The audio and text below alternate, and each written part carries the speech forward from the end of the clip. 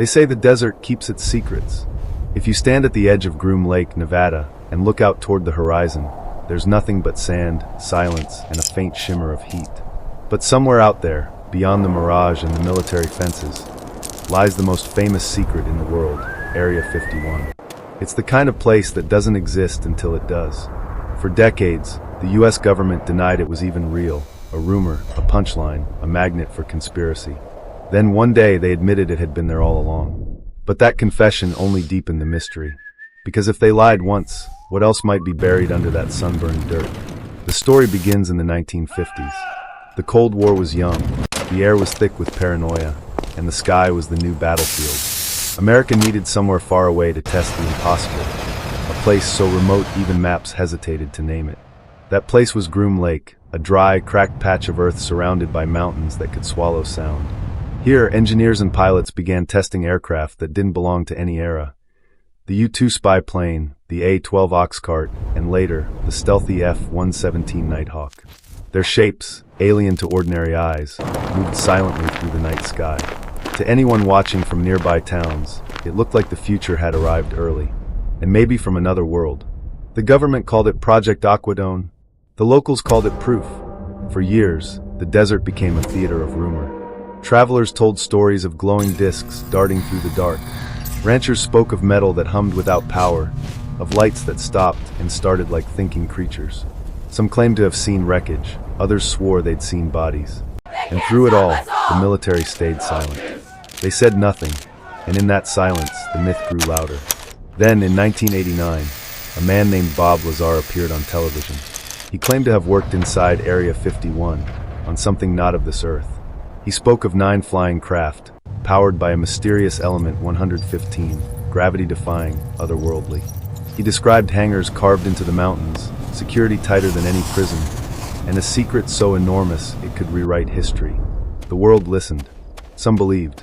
Others dismissed him as a fraud. But either way, the legend of Area 51 was no longer just rumor. It had a face, a voice, and a new generation of believers. After Lazar came the flood. Whistleblowers, hoaxes, grainy photographs of metallic shapes against pale Nevada skies. UFO enthusiasts gathered at the gates, holding signs that read "They can't stop us all." Newspapers mocked them. Yet, quietly, the base doubled its fences, added motion sensors, and issued warnings that trespassers could be met with deadly force. Why so much protection for something that didn't officially exist? Behind the myths, something else was happening. Engineers were building the next generation of stealth craft, the kind that could slip across borders unseen, the kind that would make foreign governments nervous and ordinary citizens dream of aliens. In 2013, decades after the world had already guessed, the CIA finally admitted that yes, Area 51 was real. They even released satellite photos, hangars, runways, fuel tanks. Ordinary things, presented like an extraordinary revelation. But if you look closer, the aerial shots end just where the questions begin. The northern section is still classified, the underground structures still redacted. And that's where the story turns. Because while the UFO myths captured headlines, the truth of Area 51 may be even more unsettling. Not because it's alien, but because it's human. Secrecy is a language of power. The less we know, the more we imagine. The more we imagine, the more control secrecy holds over us. Area 51 became not just a military base, but a symbol, a monument to the things we're not allowed to see. Every government needs a myth, every citizen a mystery. Yet every so often a photograph leaks, a shape glinting in the dawn light, too smooth to be a jet, too fast to track. Military insiders whisper about black budget projects with budgets so deep they escape even congressional oversight. Things built not for today, but for wars that haven't yet begun. And still, the locals say strange things happen out there. Cattle found miles from where they should be. Sonic booms in clear skies. Lights that rise straight upward and vanish into the void. Some scientists say the base now tests advanced drone swarms and experimental propulsion. The kind that bends radar, the kind that might look from a distance like a craft unbound by physics. Maybe that's all it ever was, human ambition, seen through the fog of secrecy.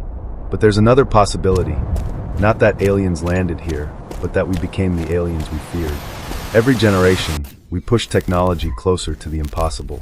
We create things we don't understand, then hide them away until the world catches up.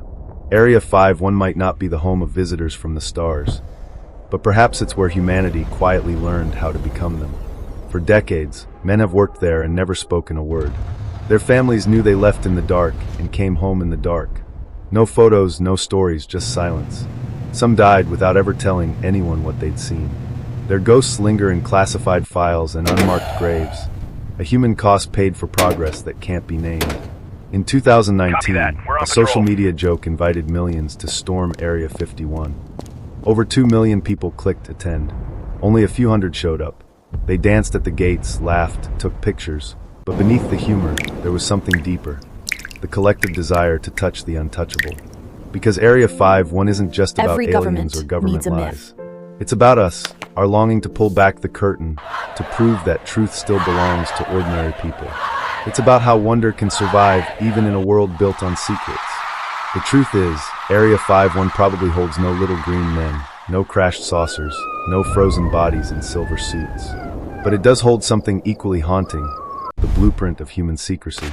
It shows how far we'll go to hide what we fear, and how much we'll dream when we're left in the dark.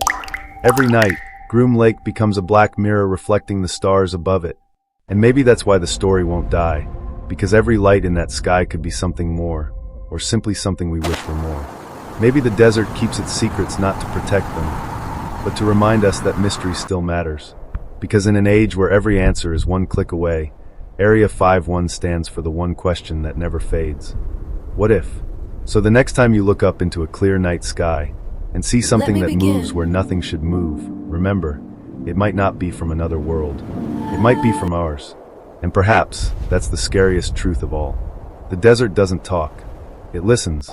And if you stay quiet long enough, you might just hear it whisper back.